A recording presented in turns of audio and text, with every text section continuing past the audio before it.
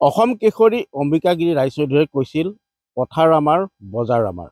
হয়, এই আত্মবাক্যশাৰীকে সাৰোগত কৰি এতিয়া দেখা পোৱা গৈছে একাংশ শিক্ষিত নিবনুৱা যুৱক যুৱতী আগবাঢ়ি আহিছে কৃষি কৰ্মৰ প্ৰতি, আৰু আমি দেখুৱাম এক সুন্দৰ সেউজীয়া আৰু হালধীয়া পৰিৱেশ।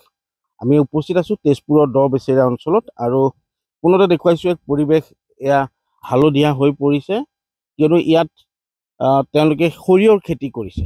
আৰু এইখিনিতে আমি উল্লেখ কৰিম 170 বিঘাত সৰিয়হ খেতি কৰিছে এইবাৰ, আৰু ঠিক সমান্তৰালভাৱে আমি যদি ক'ব যাওঁ ধনিয়া কৰিছে 120 বিঘা, ঠিক সেইদৰে 150 বিঘা মাটিত মাটি দাইল, তাৰোপৰি তেওঁলোকে তিচি, আলু ইত্যাদি যিসমূহ মাহ শস্য সেইসমূহ কৰিছে, আলু কৰিছে, আৰু ইতিপূৰ্বে তেওঁলোকে ধান খেতিও কৰিছিলে। এই যি বৃহত্তৰ পথাৰ, তেওঁলোকে প্ৰায় 1000 বিঘাৰো অধিক ভূমিত তেওঁলোকে কৃষি কৰ্ম কৰিছে, আৰু উদ্যমী এইসকল যুৱক যুৱতী অঞ্চলটোৰ আছে। আমি তেওঁলোকৰ লগত কথা পাতিম, আৰু এইখিনিতে উল্লেখ কৰিম সন্মিলিত যুৱক যুৱতী কৃষক সমাজ, তেওঁলোকে এক গোট গঠন কৰি তেওঁলোকে সমবায় ভিত্তিত এই কৃষি কৰ্ম কৰিছে, আৰু কেমেৰা সহযোগে দেখুৱাইছে দূৰ দূৰণিলৈকে মনিব নোৱাৰা এক সেউজীয়া আৰু হালধীয়াময় পৰিৱেশ তেজপুৰ দ বেচেৰাত এতিয়া এনেদৰে দেখা গৈছে।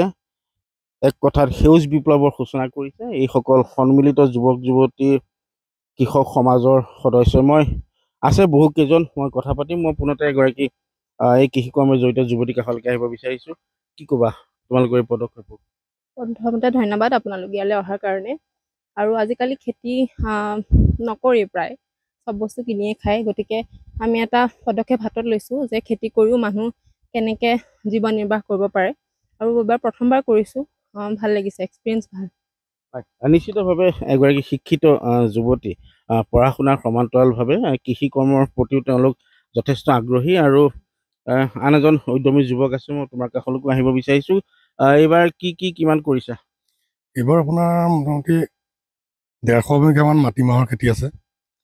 আপোনাৰ ৰিফাইন আছে প্ৰায় 12 বিঘামান, তাৰপিছত আপোনাৰ আছে মটৰ 12 বিঘামান, তাৰপিছত আপোনাৰ ধনিয়া খেতি 120 বিঘামান আছে, সৰিয়হ 170 বিঘামান হ'ব সৰিয়হ, আৰু ধান খেতিটো আপোনাৰ উঠোৱা হ'ল। এইবাৰ নতুন এটা খেতি আৰম্ভ কৰিছোঁ, গিয়াৰ অইল।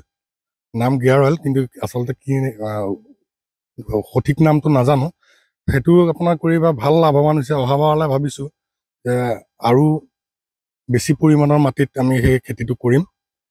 সদ্যহতে আমি ইয়াত প্ৰায় 800,000 বিঘামান মাটিত খেতি কৰা হৈ গৈছে আমাৰ গোটটোৱে, আৰু অহাবাৰলৈ ভাবিছোঁ আমি ব্ৰহ্মপুত্ৰৰ চৰ চাপৰি এইফালে ছাইডত পৰিত্যক্ত মাটি আছে প্ৰায় 150 বিঘামান, সেই মাটিখিনিতো আমি খেতি কৰিম বুলি ভাবিছোঁ। অলৰেডি আমি জিলা উপায়ুক্ত মহোদয়, আমাৰ SP মহোদয়, বন বিষয়া মহোদয়ৰ লগত আমি কথা যোগাযোগ কৰিছোঁ। তেওঁলোকে আমাক নিশ্চিতভাৱে মই আৰু ব্যক্তি আছে, আৰু নিশ্চিতভাৱে কৃষি বিভাগ বা প্ৰশাসনৰ সহযোগিতা লাগিব, যিহেতু তেওঁলোক ওলাই আহিছে, আৰু তেওঁলোকে প্ৰথমবাৰৰ বাবে এইবাৰ গিয়াৰ অইল প্ৰস্তুত কৰাৰ যি পিনাট ছানফ্লাৱাৰ নামৰ এক চিড, সেয়াও তেওঁলোকে কৰিছে।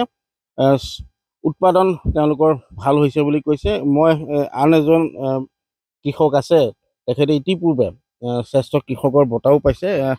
কি ক'ব?